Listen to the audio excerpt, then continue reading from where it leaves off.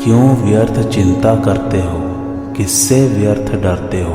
कौन तुम्हें मार सकता है। आत्मा न पैदा होती है न मरती है। जो हुआ वह अच्छा ही हुआ, जो हो रहा है वह अच्छा ही हो रहा है, जो होगा वह भी अच्छा ही होगा। तुम भूत का पश्चाताप न करो, भविष्य की चिंता न करो। वर्तमान चल रहा है, वर्तमान में रहकर जीवन जीना ही सार्थक है।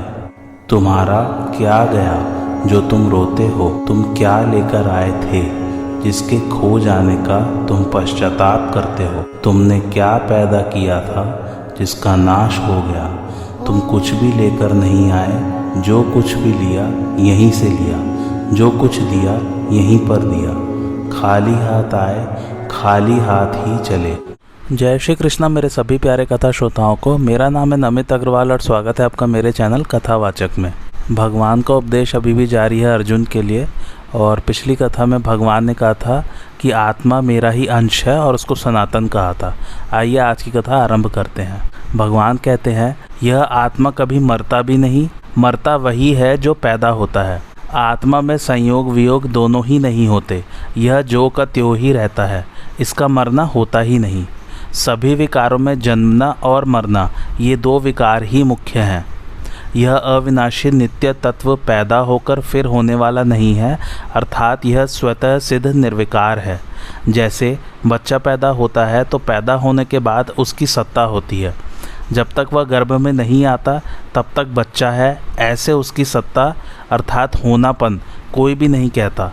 तात्पर्य है कि बच्चे की सत्ता पैदा होने के बाद होती है, क्योंकि उस विकारी सत्ता का आदि और अंत होता है। परंतु इस नित्य तत्व की सत्ता स्वतः सिद्ध और निर्विकार है, क्योंकि इस अविकारी सत्ता का आरंभ और अंत नहीं होता। इस आत्मा का कभी जन्म नहीं होता, इसलिए यह जन्म रहित कहा गया है। यह आत्मा नित्य निरंतर रहने वाला है, अतः इसका कभी अपक्षय नहीं होता। अपक्षय तो अनित्य वस्तु में होता है जो कि निरंतर रहने वाली नहीं है। जैसे आधी उम्र बीतने पर शरीर घटने लगता है, बल क्षीण होने लगता है, इंद्रियों की शक्ति कम होने लगती है, इस प्रकार शरीर, इंद्रिया, अंतःकरण आदि का तो अपक्षय होता है, पर आत्मा का अपक्षय नहीं होता। इस नित्य तत्व में कभी किंचित मात्र भी कमी नहीं आती। यह नित्य तत्व निरंतर एक रूप एक रस रहने वाला है। इसमें अवस्था का परिवर्तन नहीं होता, अर्थात ये कभी बदलता नहीं। इसमें बदलने की योग्यता है ही नहीं। यह अविनाशी तत्व पुराण अर्थात अनादि है।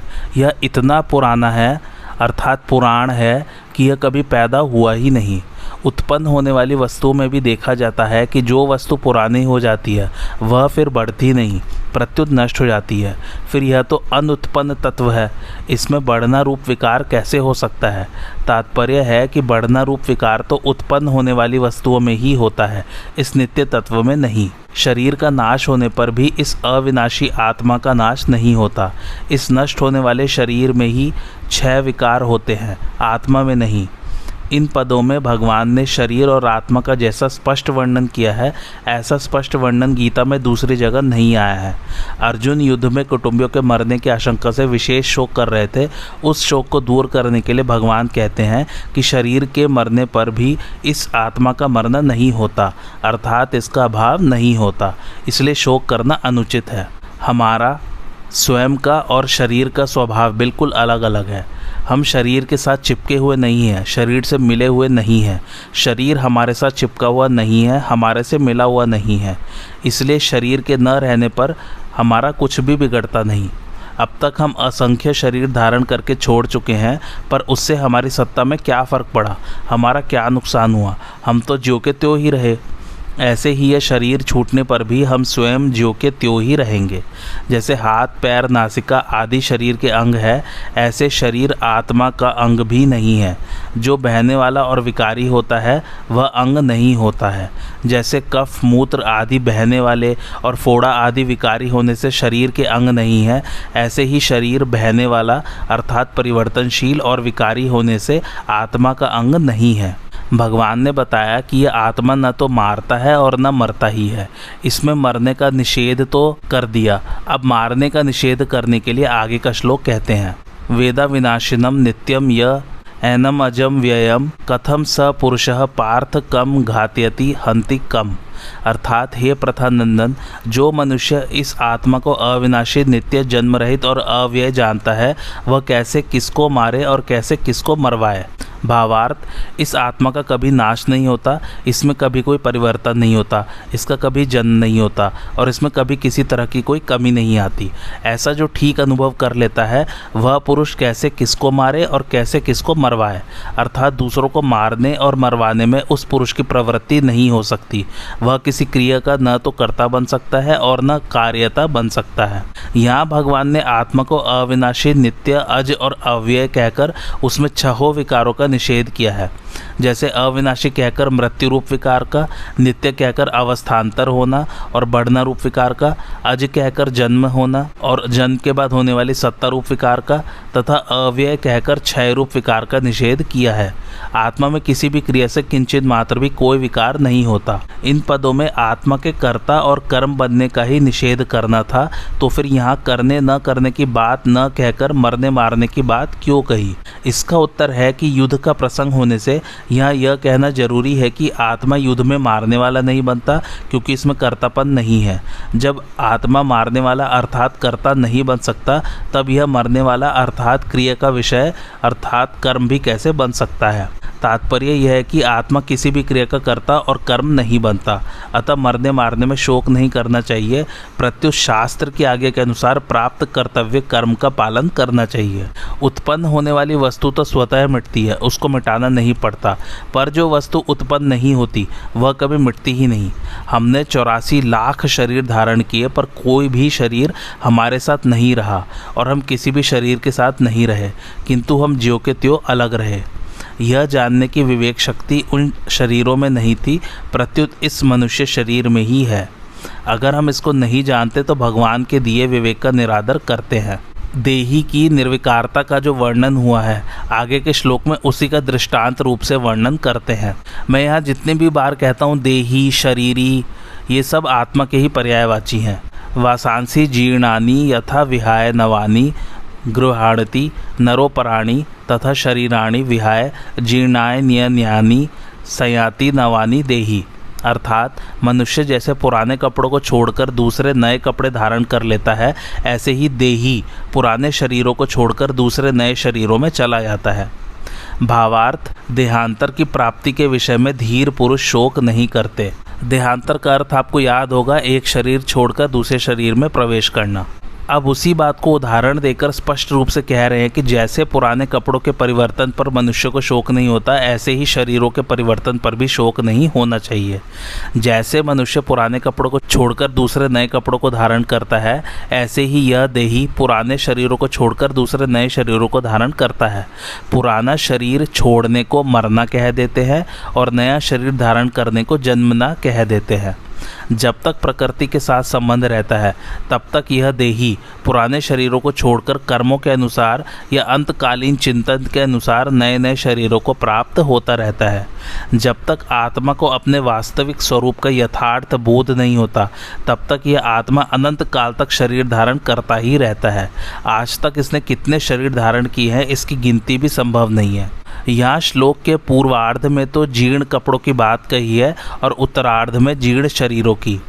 जीर्ण कपड़ों का दृष्टांत शरीरों में कैसे लागू होगा? कारण कि शरीर तो बच्चों और जवानों के भी मर जाते हैं, केवल बूढ़ों के जीर्ण शरीर मर जाते हो यह बात तो है नहीं। इसका उत्तर यह है कि शरीर तो आयु समाप्त होने पर ही मरता है और आयु समाप्त होना ही शरीर का जीर्ण होना है। विवेक विचार पूर्वक देखा जाए तो आयु प्रतिक्षण समाप्त हो रही है, अर्थात शरीर प्रतिक्षण जीर्ण हो रहा है, प्रतिक्षण मर रहा है। यह एक क्षण भी स्थिर नहीं है। जैसे जवान होने से बालकपन मर जाता है, तो वास्तव में वह बालकपन निरंतर मरता ही रहा है, परंतु उधर दृष्टि न होने से प्रतिक्षण होने वाली मौत की तरफ ख्याल नहीं जाता। यही वास्तव में बेहोशी है। शरीर चाहे बच्चों का हो, चाहे जवानों का हो, चाहे वृद्धों का हो, आयु समाप्त होने पर वे सब जीर्ण ही कहलाएंगे। जैसे मनुष्य पुराने कपड़ों को छोड़कर नए कपड़े धारण कर लेता है, वैसे ही यह देही पुराने शरीरों को छोड़कर नए शरीरों में चला जाता है। यहाँ एक शंका होती है, जैसे कुमार, युवा और वृद्ध अवस्थाएं अपने आप होती हैं, वैसे ही देहांतर की प्राप्ति अपने आप होती है, परंतु पुराने कपड़ों को छोड़ने में और नए कपड़े धारण करने में तो मनुष्य की स्वतंत्रता है, पर पुराने शरीरों को छोड़ने में और नए शरीर धारण करने में देही की स्वतंत्रता नहीं है। इसका समाधान है कि यहाँ भगवान का तात्पर्य स्वतंत्रता परतंत्रता की बात कहने में नहीं है, प्रत्युत शरीर के वियोग से होने वाले शोक को मिटाने में है। जैसे पुराने कपड़ों को छोड़कर नए कपड़े धारण करने पर भी धारण करने वाला मनुष्य वही रहता है, वैसे ही पुराने शरीरों को छोड़कर नए शरीरों में चले जाने पर भी देही ज्यों का त्यों निर्लिप्त रूप से रहता है। अतः शोक करने की कोई बात है ही नहीं। इस दृष्टि से यह दृष्टांत ठीक ही है। दूसरी शंका यह होती है कि पुराने कपड़े छोड़ने में और नए कपड़े धारण करने में तो सुख होता है, पर पुराने शरीर छोड़ने में और नए शरीर धारण करने में दुख होता है। इसका समाधान यह है कि शरीरों के मरने का जो दुख होता है वह मरने से नहीं होता, प्रत्युत जीने की इच्छा से होता है। मैं जीता रहूं, ऐसी जीने की इच्छा भीतर में रहती है और मरना पड़ता है, तब दुख होता है। तात्पर्य यह हुआ कि जब मनुष्य शरीर के साथ एक आत्मा कर लेता है तब वह शरीर के मरने से अपना मरना मान लेता है और दुखी होता है, परंतु जो शरीर के साथ अपनी एक आत्मा नहीं मानता उसको मरने में दुख नहीं होता, प्रत्युत आनंद होता है। जैसे मनुष्य कपड़ों के साथ अपनी एक आत्मा नहीं मानता तो कपड़ों को बदलने में उसको दुख नहीं होता, कारण कि वहाँ उसका यह विवेक स्पष्टतया जागृत रहता है कि कपड़े अलग है और मैं अलग हूँ। परंतु वही कपड़ों का बदलना अगर छोटे बच्चे का किया जाए तो वह पुराने कपड़े उतारने में और नए कपड़े धारण करने में भी रोता है। उसका यह दुख केवल मूर्खता से, नासमझी से होता है। देही को सर्वत्र व्याप्त, नित्य, सर्वगत और स्थिर स्वभाव वाला बताया गया है। देही को दूसरे शरीरों में जाने की बात कही गई है। अतः जो सर्वगत है, सर्वत्र व्याप्त है, उसका आना जाना कैसे? क्योंकि जो जिस देश में न हो उस देश में चला जाए तो उसको जाना कहते हैं, और जो दूसरे देश में है वह इस देश में आ जाए तो उसको आना कहते हैं। परंतु देही के विषय में तो ये दोनों ही बातें नहीं घटती। इसका समाधान यह है कि जैसे किसी की बाल्यावस्था से युवावस्था हो जाती है तो वह कहता है कि मैं जवान हो गया हूँ, परंतु वास्तव में वह स्वयं जवान नहीं हुआ है, प्रत्युत उसका शरीर जवान हुआ है। इसलिए बाल्यावस्था में जो वह था युवावस्था में भी वह वही है, परंतु शरीर से तादात्म्य मानने के कारण वह शरीर के परिवर्तन को अपने में आरोपित कर लेता है। ऐसे ही आना जाना वास्तव में शरीर का धर्म है, पर शरीर के साथ तादात्म्य होने से वह अपने में आना जाना मान लेता है। अतः वास्तव में देही का कहीं भी आना जाना नहीं होता, केवल शरीरों के तादात्म्य के कारण उसका आना जाना प्रतीत होता है। अब यह प्रश्न होता है कि अनादिकाल से जो जन्म मरण चला आ रहा है उसमें कारण क्या है? कर्मों की दृष्टि से तो शुभाशुभ कर्मों का फल भोगने के लिए जन्म मरण होता है, ज्ञान की दृष्टि से अज्ञान के कारण जन्म मरण होता है, और भक्ति की दृष्टि से भगवान के विमुक्ता के कारण जन्म मरण होता है। इन तीनों में भी मुख्य कारण है कि भगवान ने जीव को जो स्वतंत्रता दी है उसका दुरुपयोग करने से ही जन्म मरण हो रहा है। अब वह जन्म मरण मिटे कैसे? मिली हुई स्वतंत्रता का सदुपयोग करने से जन्म मरण मिट जाएगा। तात्पर्य है कि अपने स्वार्थ के लिए कर्म करने से जन्म मरण हुआ है, अतः अपने स्वार्थ का त्याग करके दूसरों के हित के लिए कर्म करने से जन्म मरण मिट जाएगा। अपनी जानकारी का अनादर करने से जन्म मरण हुआ है, अतः अपनी जानकारी का आदर करने से जन्म मरण मिट जाएगा। अपनी जानकारी का अनादर करने का तात्पर्य है कि हम जितना जानते हैं उसके अनुसार कार्य न करना। जैसे सत्य बोलना ठीक है, झूठ बोलना ठीक नहीं, ऐसा जानते हुए भी स्वार्थ के लिए झूठ बोल देते हैं। कोई हमें सुख देता है तो अच्छा लगता है और दुख देता है तो बुरा लगता है, ऐसा जानते हुए भी अपने सुख के लिए दूसरों को दुख देते हैं। ऐसे ही हम जानते हैं कि शरीर आदि सब जाने वाले हैं, रहने वाले नहीं हैं, फिर भी इनमें मोह ममता करते हैं। यही अपनी जानकारी का अनादर है। भगवान से विमुख होने से जन्म मरण हुआ है, अतः भगवान के सम्मुख होने से जन्म मरण मिट जाएगा। मनुष्य नई नई वस्तु चाहता है तो भगवान भी उसको नई नई वस्तु देते रहते हैं। शरीर बूढ़ा हो जाता है तो भगवान उसको नया शरीर दे देते हैं। अतः नई नई इच्छा करना ही जन्म मरण का हेतु है। नई नई इच्छा करने वाले को अनंत काल तक नई नई वस्तु मिलती ही रहेगी। मनुष्य में एक इच्छा शक्ति है, एक प्राण शक्ति है। इच्छा शक्ति के रहते हुए प्राण शक्ति नष्ट हो जाती है, तब नया जन्म होता है। अगर इच्छा शक्ति न रहे तो प्राण शक्ति नष्ट होने पर भी पुनः जन्म नहीं होता। कोई भी दृष्टांत केवल एक अंश में घटता है, सर्वथा नहीं घटता। यहाँ पुराने कपड़े छोड़कर नए कपड़े बदलने का दृष्टांत केवल इस अंश में है कि जैसे आदमी अनेक कपड़े बदलने पर भी एक ही रहता है, ऐसे ही स्वयं अनेक योनियों में अनेक शरीर धारण करने पर भी एक वही का वही रहता है। जैसे पुराने कपड़ों को छोड़ने से हम मर नहीं जाते और नए कपड़े धारण करने से हम पैदा नहीं हो जाते, ऐसे ही पुराने शरीर को छोड़ने से हम मर नहीं जाते और नया शरीर धारण करने से हम पैदा नहीं हो जाते। तात्पर्य है कि शरीर मरता है, हम नहीं मरते। अगर हम मर जाएं तो फिर पुण्य पाप का फल कौन भोगेगा? अन्य योनियों में कौन जाएगा? बंधन किसका होगा? मुक्त कौन होगा? पहले दृष्टांत रूप से आत्मा की निर्विकारता का वर्णन करके अब आगे के 3 श्लोकों में उसी का प्रकारांतर से वर्णन करते हैं।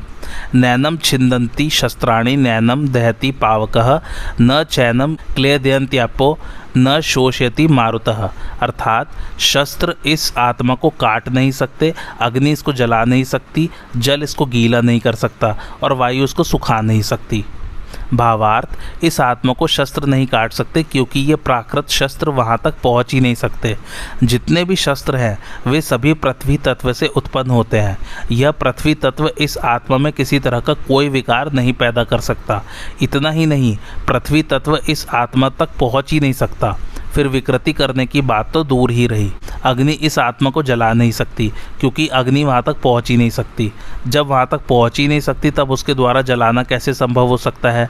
तात्पर्य है कि अग्नि तत्व इस आत्मा में कभी किसी तरह का विकार उत्पन्न कर ही नहीं सकता। जल इसको गीला नहीं कर सकता क्योंकि जल वहाँ तक पहुँच ही नहीं सकता। तात्पर्य है कि जल तत्व इस आत्मा में किसी प्रकार का विकार पैदा नहीं कर सकता। वायु उसको सुखा नहीं सकती, अर्थात वायु में इस आत्मा को सुखाने की सामर्थ्य नहीं है क्योंकि वायु वहाँ तक पहुँचती ही नहीं। तात्पर्य है कि वायु तत्व इस आत्मा में किसी तरह की विकृति पैदा नहीं कर सकता। पृथ्वी, जल, तेज, वायु और आकाश, ये 5 महाभूत कहलाते हैं। भगवान ने इनमें से 4 ही महाभूतों की बात कही है कि ये पृथ्वी, जल, तेज और वायु इस आत्मा में किसी तरह की विकृति नहीं कर सकते, परंतु 5वें महाभूत आकाश की कोई चर्चा ही नहीं की है। इसका कारण यह है कि आकाश में कोई भी क्रिया करने की शक्ति नहीं है। विकृति करने की शक्ति तो इन 4 महाभूतों में ही है। आकाश तो इन सबको अवकाश मात्र देता है। पृथ्वी, जल, तेज और वायु, ये चारों तत्व आकाश से ही उत्पन्न होते हैं, पर वे अपने कारणभूत आकाश में भी किसी तरह का विकार पैदा नहीं कर सकते। अर्थात पृथ्वी आकाश का छेदन नहीं कर सकती, जल गीला नहीं कर सकता, अग्नि जला नहीं सकती और वायु सुखा नहीं सकती। जब ये चारों तत्व अपने कारणभूत आकाश को, आकाश के कारणभूत मय तत्व को और मय तत्व के कारणभूत प्रकृति को भी कोई क्षति नहीं पहुंचा सकते, तब प्रकृति से सर्वथा अतीत आत्मा तक ये पहुंच ही कैसे सकते हैं? इन गुण युक्त पदार्थों की उस निर्गुण तत्व में पहुंच ही कैसे हो सकती है? नहीं हो सकती। आत्मा नित्य तत्व है। पृथ्वी आदि चारों तत्वों को इसी से सत्ता स्फूर्ति मिलती है। अतः जिससे इन तत्वों को सत्ता स्फूर्ति मिलती है उसको ये कैसे विकृत कर सकते हैं? यह आत्मा सर्वव्यापक है और पृथ्वी आदि चारों तत्व व्याप्य है, अर्थात आत्मा के अंतर्गत है। अतः व्याप्य वस्तु व्यापक को कैसे नुकसान पहुंचा सकती है? उसको नुकसान पहुंचाना संभव ही नहीं है। यहाँ युद्ध का प्रसंग है, ये सब संबंधी मर जाएंगे, इस बात को लेकर अर्जुन शोक कर रहे हैं। अतः भगवान कहते हैं कि ये कैसे मर जाएंगे, क्योंकि वहाँ तक अस्त्र शस्त्रों की क्रिया पहुँचती ही नहीं, अर्थात शस्त्र के द्वारा शरीर कट जाने पर भी आत्मा नहीं कटता, अग्न्यास्त्र के द्वारा शरीर जल जाने पर भी आत्मा नहीं जलता, वरुणास्त्र के द्वारा शरीर गल जाने पर भी आत्मा नहीं गलता और वायव्यास्त्र के द्वारा शरीर सूख जाने पर भी आत्मा नहीं सूखता। तात्पर्य है कि अस्त्र शस्त्रों के द्वारा शरीर मर जाने पर भी आत्मा नहीं मरता, प्रत्युत ज्यों का त्यों निर्विकार रहता है। अतः इसको लेकर शोक करना तेरी बिल्कुल ही बेसमझी है। अच्छेद्यो अयम अदहनीयम क्लेद्यो शोष्य एव च नित्यः सर्वगतः स्थाणुचलोयम सनातनः। अर्थात यह आत्मा काटा नहीं जा सकता, यह जलाया नहीं जा सकता, यह गीला नहीं किया जा सकता और यह सुखाया भी नहीं जा सकता, कारण कि यह नित्य रहने वाला, सब में परिपूर्ण, अचल, स्थिर स्वभाव वाला और अनादि है। भावार्थ, शस्त्र आदि इस आत्मा में विकार क्यों नहीं करते, यह बात इस श्लोक में कहते हैं। शस्त्र इस आत्मा का छेदन नहीं कर सकते। इसका मतलब यह नहीं है कि शस्त्रों का अभाव है या शस्त्र चलाने वाला अयोग्य है। प्रत्युत छेदन रूपी क्रिया आत्मा में प्रविष्ट ही नहीं हो सकती, यह छेदन होने की योग्य ही नहीं है। शस्त्र के सिवाय मंत्र, श्राप आदि से भी इस आत्मा का छेदन नहीं हो सकता। जैसे याज्ञवल्क्य के प्रश्न का उत्तर न दे सकने के कारण उनके श्राप से शाकल्य का मस्तक कटकर गिर गया, इस प्रकार देह तो मंत्रों से, वाणी से कट सकता है, पर देही सर्वथा अछेद्य है। यह शरीर अदहन्य है क्योंकि इसमें जलने की योग्यता ही नहीं है। अग्नि के सिवाय मंत्र, श्राप आदि से भी यह देही जल नहीं सकता। जैसे दमयंती के श्राप देने से व्याध बिना अग्नि के जलकर भस्म हो गया, इस प्रकार अग्नि श्राप आदि से वही जल सकता है जो जलने योग्य होता है। इस देही में तो दहन क्रिया का प्रवेश ही नहीं हो सकता। यह देही गीला होने योग्य नहीं है, अर्थात इसमें गीला होने की योग्यता ही नहीं है। जल से एवं मंत्र, श्राप, औषधि आदि से यह गीला नहीं हो सकता। जैसे सुनने में आता है कि मालकोश राख के गाये जाने से पत्थर भी गीला हो जाता है, चंद्रमा को देखने से चंद्रकांत मणि गीली हो जाती है, परंतु यह देही राग, रागिनी आदि से गीली होने वाली वस्तु नहीं है। यह देही अशोष्य है। वायु से इसका शोषण हो जाए यह ऐसी वस्तु नहीं है, क्योंकि इसमें शोषण क्रिया का प्रवेश ही नहीं होता। वायु से तथा मंत्र, श्राप, औषधि आदि से यह देही सूख नहीं सकता। जैसे अगस्त्य ऋषि समुद्र का शोषण कर गए, ऐसे इस देही का कोई अपनी शक्ति से शोषण नहीं कर सकता। अर्जुन नाश की संभावना को लेकर शोक कर रहे थे, इसलिए आत्मा को अछेद्य, अदहन्य, अक्लेद्य और अशोष्य कहकर भगवान जोर देकर कहते हैं कि यह आत्मा तो ऐसा ही है, इसमें किसी भी क्रिया का प्रवेश नहीं होता, अतः यह आत्मा शोक करने योग्य है ही नहीं। यह देही नित्य निरंतर रहने वाला है, यह किसी काल में नहीं था और किसी काल में नहीं रहेगा, ऐसी बात नहीं है, किंतु यह सब काल में नित्य निरंतर ज्यों का त्यों रहने वाला है। यह देही सब काल में ज्यों का त्यों ही रहता है, तो यह किसी देश में रहता होगा। इसके उत्तर में कहते हैं कि यह देही संपूर्ण व्यक्ति, वस्तु, शरीर आदि में एक रूप से विराजमान है। यह सर्वगत है, तो यह कहीं आता जाता भी होगा। इस पर कहते हैं कि यह देही स्थिर स्वभाव वाला है, अर्थात इसमें कभी यहाँ और कभी वहाँ इस प्रकार आने जाने की क्रिया नहीं है। यह स्थिर स्वभाव वाला है, कहीं आता जाता नहीं, यह बात ठीक है, पर इसमें कंपन तो होता होगा। जैसे वृक्ष एक जगह ही रहता है, कहीं भी आता जाता नहीं है, पर वह एक जगह रहता हुआ ही हिलता है, ऐसे ही इस देही में भी हिलने की क्रिया होती होगी। इसके उत्तर में कहते हैं कि यह देही स्थाणु है, अर्थात इसमें हिलने की क्रिया नहीं है। यह देही अचल है, स्थाणु है, यह बात तो ठीक है, पर यह कभी पैदा भी होता होगा। इस पर कहते हैं कि यह सनातन है, अनादि है, सदा से है, यह किसी समय नहीं था, ऐसा संभव ही नहीं है। जैसे शरीर संसार में बैठा हुआ है, ऐसे हम शरीर में बैठे हुए नहीं हैं। शरीर के साथ हमारा मिलन कभी हुआ ही नहीं, है ही नहीं, होगा ही नहीं, हो सकता ही नहीं। शरीर हमारे से बहुत दूर है, परंतु कामना, ममता, तादात्म्य के कारण हमें शरीर के साथ एकता प्रतीत होती है। वास्तव में आत्मा को शरीर की जरूरत ही नहीं है, शरीर के बिना भी आत्मा मौज से रहता है। अव्यक्तोऽयं चिन्त्योऽयं विकार्योऽयं उच्यते तस्मादेवं विदित्वैनं नानुशोचितुमर्हसि। अर्थात यह देही प्रत्यक्ष नहीं दिखता, यह चिंतन का विषय नहीं है और यह निर्विकार कहा जाता है, अतः इस देही को ऐसा जानकर शोक नहीं करना चाहिए। भावार्थ, जैसे शरीर संसार स्थूल रूप से देखने में आता है, वैसे ही आत्मा स्थूल रूप से देखने में आने वाला नहीं है, क्योंकि यह स्थूल सृष्टि से रहित है। मन, बुद्धि आदि देखने में तो नहीं आते, पर चिंतन में आते ही हैं, अर्थात ये सभी चिंतन के विषय है, परंतु यह देही चिंतन का भी विषय नहीं है, क्योंकि यह सूक्ष्म सृष्टि से रहित है। यह देही विकार रहित कहा जाता है, अर्थात इसमें कभी किंचित मात्र भी परिवर्तन नहीं होता। सबका कारण प्रकृति है, उस कारणभूत प्रकृति में भी विकृति होती है, परंतु इस देही में किसी प्रकार की विकृति नहीं होती, क्योंकि यह कारण सृष्टि से रहित है। ऐसा अनुभव कर ले तो फिर शोक हो ही नहीं सकता। अगर आत्मा को निर्विकार न मानकर विकारी मान लिया जाए, जो कि सिद्धांत से विरुद्ध है, तो भी शोक नहीं हो सकता। यह बात आगे के 2 श्लोकों में कहते हैं। अथ चैनम नित्य जातम नित्यम वा मन्यसे मृतम तथापि त्वम महाभाव नैवम शोचित तुमरसी। अर्थात हे महाभाव, अगर तुम इस देही को नित्य पैदा होने वाला अथवा नित्य मरने वाला भी मानो, तो भी तुम्हें इस प्रकार शोक नहीं करना चाहिए। भावार्थ, यद्यपि सिद्धांत की और सच्ची बात यही है कि देही किसी भी काल में जन्मने मरने वाला नहीं है, तथापि अगर तुम सिद्धांत से बिल्कुल विरुद्ध बात भी मान लो कि देही नित्य जन्मने वाला और नित्य मरने वाला है, तो भी तुम्हें शोक नहीं होना चाहिए। कारण कि जो जन्मेगा वह मरेगा ही, और जो मरेगा वह जन्मेगा ही। इस नियम को कोई टाल नहीं सकता। अगर बीज को पृथ्वी में बो दिया जाए तो वह फूलकर अंकुर दे देता है, और वही अंकुर क्रमशः बढ़कर वृक्ष रूप हो जाता है। इसमें सूक्ष्म दृष्टि से देखा देखा जाए कि क्या वह बीज एक क्षण भी एक रूप से रहा। पृथ्वी में वह पहले अपने कठोर रूप को छोड़कर कोमल रूप में हो गया, फिर कोमल रूप को छोड़कर अंकुर रूप में हो गया, इसके बाद अंकुर रूप को छोड़कर वृक्ष रूप में हो गया और अंत में आयु समाप्त होने पर वह सूख गया। इस तरह बीज एक क्षण भी एक रूप से नहीं रहा, प्रत्युत प्रतिक्षण बदलता रहा। अगर बीज एक क्षण भी एक रूप से रहता तो वृक्ष के सूखने तक की क्रिया कैसे होती? उसने पहले रूप को छोड़ा, यह उसका मरना हुआ, और दूसरे रूप को धारण किया, यह उसका जन्मना हुआ। इस तरह वह प्रतिक्षण ही जन्मता मरता रहा। बीज की ही तरह यह शरीर है, बढ़ते बढ़ते बच्चे के रूप में हो गया और फिर जन्म गया। जन्म के बाद वह बढ़ा, फिर घटा और अंत में मर गया। इस तरह शरीर एक क्षण भी एक रूप से न रहकर बदलता रहा, अर्थात प्रतिक्षण जन्मता मरता रहा। भगवान कहते हैं कि अगर तुम शरीर की तरह आत्मा को भी नित्य जन्मने मरने वाला मान लो तो भी यह शोक का विषय नहीं हो सकता। जातस्य ही ध्रुवो मृत्युर्ध्रुवम जन्म मृतस्य च तस्माद् परिहार्यर्थे न त्वं शोचित तुमरसी। अर्थात कारण की पैदा हुए की जरूर मृत्यु होगी और मरे हुए का जरूर जन्म होगा, अतः इस जन्म मरण रूप परिवर्तन के प्रवाह का निवारण नहीं हो सकता। अतः इस विषय में तुम्हें शोक नहीं करना चाहिए।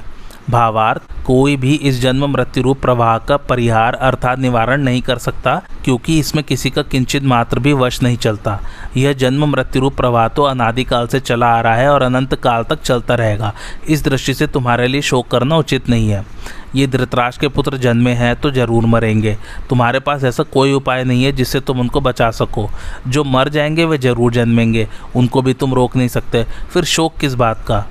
शोक उसी का कीजिए जो अनहोनी होए, अनहोनी होती नहीं, होनी है सो होए। जैसे इस बात को सब जानते हैं कि सूर्य का उदय हुआ है तो उसका अस्त होगा ही, और अस्त होगा तो उसका उदय होगा ही। इसलिए मनुष्य सूर्य का अस्त होने पर शोक चिंता नहीं करते। ऐसे ही हे अर्जुन, अगर तुम ऐसा मानते हो कि शरीर के साथ ये भीष्म, द्रोण आदि सब मर जाएंगे तो फिर शरीर के साथ जन्म भी जाएंगे। अतः इस दृष्टि से भी शोक नहीं हो सकता।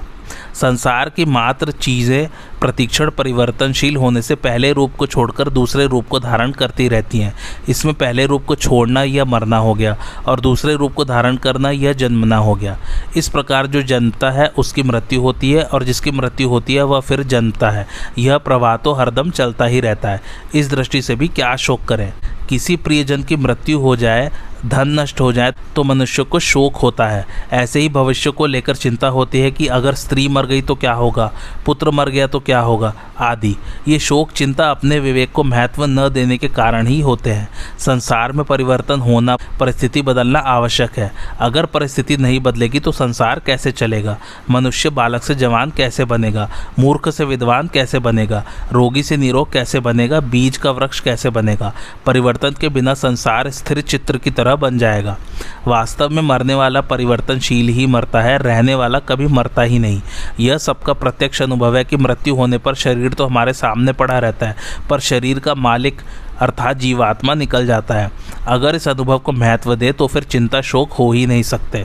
विचार करना चाहिए कि जब 84 लाख योनियों में कोई भी शरीर नहीं रहा तो फिर यह शरीर कैसे रहेगा? जब 84 लाख शरीर मैं मेरे नहीं रहे तो फिर यह शरीर मैं मेरा कैसे रहेगा?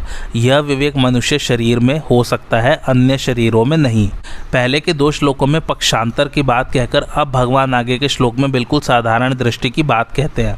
अव्यक्तादीनि भूतानि व्यक्त मध्यानि भारत अव्यक्त निधनान्येव तत्र का परिदेवना। अर्थात हे भारत, सभी प्राणी जन्म से पहले अप्रकट थे और मरने के बाद अप्रकट हो जाएंगे, केवल बीच में ही प्रकट दिखते हैं। अतः इसमें शोक करने की बात ही क्या है?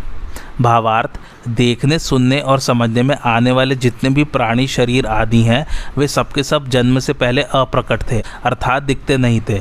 ये सभी प्राणी मरने के बाद अप्रकट हो जाएंगे, अर्थात इनका नाश होने पर ये सभी नहीं में चले जाएंगे, दिखेंगे नहीं।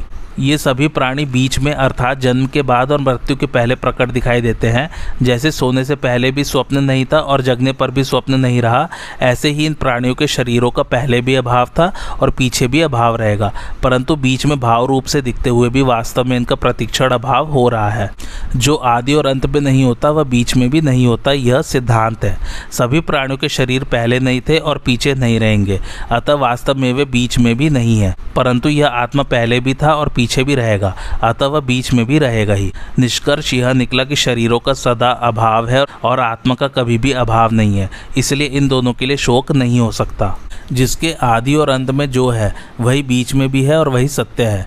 इस संसार के आदि में जो था तथा अंत में जो रहेगा, जो इसका मूल कारण और प्रकाशक है, वही परमात्मा बीच में भी है।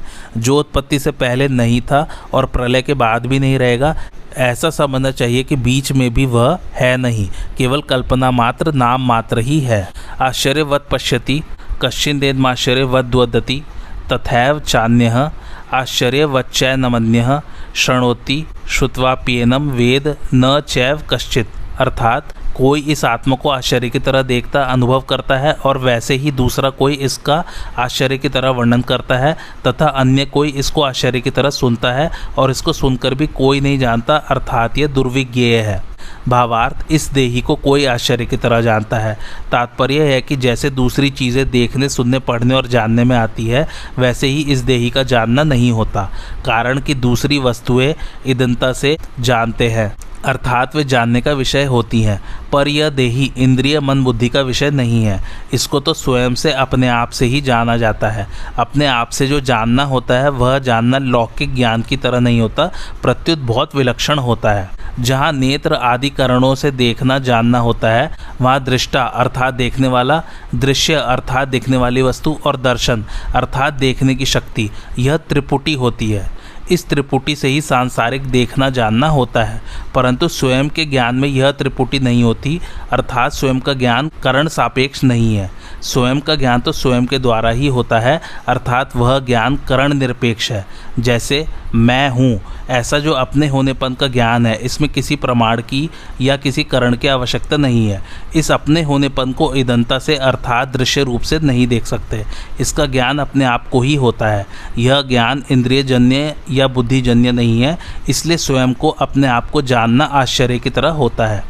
जैसे अंधेरे कमरे में हम किसी चीज़ को लाने जाते हैं तो हमारे साथ प्रकाश भी चाहिए और नेत्र भी चाहिए, अर्थात उस अंधेरे कमरे में प्रकाश की सहायता से हम उस चीज़ को नेत्रों से देखेंगे, तब उसको लाएंगे। परंतु कहीं दीपक जल रहा है और हम उस दीपक को देखने जाएंगे तो उस दीपक को देखने के लिए हमें दूसरे दीपक की आवश्यकता नहीं पड़ेगी, क्योंकि दीपक स्वयं प्रकाश है, वह अपने आप को स्वयं ही प्रकाशित करता है। ऐसे ही अपने स्वरूप को देखने के लिए किसी दूसरे प्रकाश की आवश्यकता नहीं है, क्योंकि यह देही स्वयं प्रकाश है, अतः यह अपने आप से ही अपने आप को जानता है। स्थूल, सूक्ष्म और कारण, ये तीन शरीर है। अन्न जल से बना हुआ स्थूल शरीर है। यह स्थूल शरीर इंद्रियों का विषय है। इस स्थूल शरीर के भीतर 5 ज्ञानेंद्रिया, 5 कर्मेंद्रिया, 5 प्राण, मन और बुद्धि, इन 17 तत्वों से बना हुआ सूक्ष्म शरीर है। यह सूक्ष्म शरीर इंद्रियों का विषय नहीं है, प्रत्युत बुद्धि का विषय है। जो बुद्धि का भी विषय नहीं है, जिसमें प्रकृति स्वभाव रहता है, वह कारण शरीर है। इन तीनों शरीरों पर विचार किया जाए तो यह स्थूल शरीर मेरा स्वरूप नहीं है, क्योंकि यह प्रतिक्षण बदलता है और जानने में आता है। सूक्ष्म शरीर भी बदलता है और जानने में आता है, अतः यह भी मेरा स्वरूप नहीं है। कारण शरीर प्रकृति स्वरूप है, पर देही स्वरूप प्रकृति से भी अतीत है, अतः कारण शरीर भी मेरा स्वरूप नहीं है। यह देही जब प्रकृति को छोड़कर अपने स्वरूप में स्थित हो जाता है, तब यह अपने आप से अपने आप को जान लेता है। यह जानना सांसारिक वस्तुओं को जानने की अपेक्षा सर्वथा विलक्षण होता है। यहाँ भगवान ने कहा है कि अपने आप का अनुभव करने वाला कोई एक ही होता है। कोई एक मनुष्य ही मेरे को तत्व से जानता है। ऐसा मालूम होता है कि इस अविनाशी तत्व को जानना बड़ा कठिन है, दुर्लभ है, परंतु वास्तव में ऐसी बात नहीं है। इस तत्व को जानना कठिन नहीं है, दुर्लभ नहीं है, प्रत्युत इस तत्व को सच्चे हृदय से जानने वाले की, इस तरफ लगने वाले की कमी है। यह कमी जानने की जिज्ञासा कम होने के कारण ही है। ऐसे ही दूसरा पुरुष इस देही का आश्चर्य की तरह वर्णन करता है, क्योंकि यह तत्व वाणी का विषय नहीं है। जिससे वाणी भी प्रकाशित होती है, वह वाणी उसका वर्णन कैसे कर सकती है। जो महापुरुष इस तत्व का वर्णन करता है, वह तो शाखा चंद्र न्याय की तरह वाणी से इसका केवल संकेत ही करता है, जिससे सुनने वाले का इधर लक्ष्य हो जाए। अतः इसका वर्णन आश्चर्य की तरह ही होता है। जितने जानने वाले हैं उनमें वर्णन करने वाला कोई एक ही होता है, कारण कि सबके सब अनुभवी तत्वज्ञ महापुरुष उस तत्व का विवेचन करके सुनने वाले को उस तत्व तक नहीं पहुंचा सकते। उसकी शंकाओं का, तर्कों का पूरी तरह समाधान करने की क्षमता नहीं रखते। दूसरा कोई इस देही को आश्चर्य की तरह सुनता है। तात्पर्य है कि सुनने वाला शास्त्रों की, लोकांतरों की जितनी बातें सुनता आया है, उन सब बातों से इस देही की बात विलक्षण मालूम देती है, कारण कि दूसरा जो कुछ सुना है वह सबका सब इंद्रिया मन बुद्धि आदि का विषय है, परंतु यह देही इंद्रियों आदि का विषय नहीं है, प्रत्युत यह इंद्रियों आदि के विषय को प्रकाशित करता है। अतः इस देही की विलक्षण बात वह आश्चर्य की तरह सुनता है। इसको सुन करके भी कोई नहीं जानता। इसका तात्पर्य यह नहीं है कि उसने सुन लिया तो अब वह जानेगा ही नहीं। इसका तात्पर्य यह है कि केवल सुन करके अर्थात सुनने मात्र से इसको कोई भी नहीं जान सकता। सुनने के बाद जब वह स्वयं उसमें स्थित होगा तब वह अपने आप से ही अपने आप को जानेगा। यहाँ कोई कहे कि शास्त्रों और गुरुजनों से सुनकर ज्ञान तो होता ही है, फिर यह सुन करके भी कोई नहीं जानता, ऐसा कैसे कहा गया है? इस विषय पर थोड़ी गंभीरता से विचार करके देखें कि शास्त्रों पर श्रद्धा स्वयं शास्त्र नहीं कराते और गुरुजनों पर श्रद्धा स्वयं गुरुजन नहीं कराते, किंतु साधक स्वयं ही शास्त्र और गुरु पर श्रद्धा विश्वास करता है, स्वयं ही उनके सम्मुख होता है। अगर स्वयं के सम्मुख हुए बिना ही ज्ञान हो जाता तो आज तक भगवान के बहुत अवतार हुए हैं, बड़े बड़े जीवन मुक्त महापुरुष हुए हैं, उनके सामने कोई अज्ञानी रहना ही नहीं चाहिए था, अर्थात सबको तत्व ज्ञान हो जाना चाहिए था, पर ऐसा देखने में नहीं आता। श्रद्धा विश्वास पूर्वक सुनने से स्वरूप में स्थित होने में सहायता तो जरूर मिलती है, पर स्वरूप में स्थित स्वयं ही होता है। अतः उपर्युक्त पदों का तात्पर्य तत्व ज्ञान को असंभव बताने में नहीं, प्रत्युत उसे करण निरपेक्ष बताने में है। मनुष्य किसी भी रीति से तत्व को जानने का प्रयत्न क्यों न करे, पर अंत में अपने आप से ही अपने आप को जानेगा।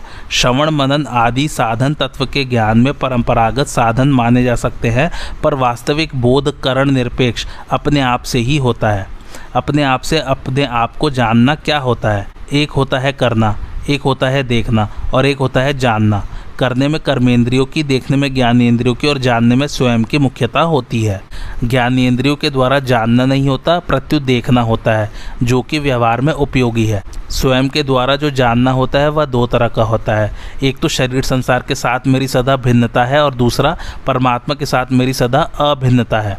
दूसरे शब्दों में परिवर्तनशील नाशवान पदार्थों के साथ मेरा किंचित मात्र भी संबंध नहीं है और अपरिवर्तनशील अविनाशी परमात्मा के साथ मेरा नित्य संबंध है। ऐसा जानने के बाद फिर स्वतः अनुभव होता है। उस अनुभव का वाणी से वर्णन नहीं हो सकता, वहाँ तो बुद्धि भी चुप हो जाती है। आज की कथा यहीं समाप्त होती। कैसे लगे आप लोग को मेरी कथा मुझे कमेंट करके ज़रूर बताइए और मेरे चैनल कथावाचक को लाइक शेयर और सब्सक्राइब ज़रूर कीजिए। Thanks for watching. धन्यवाद।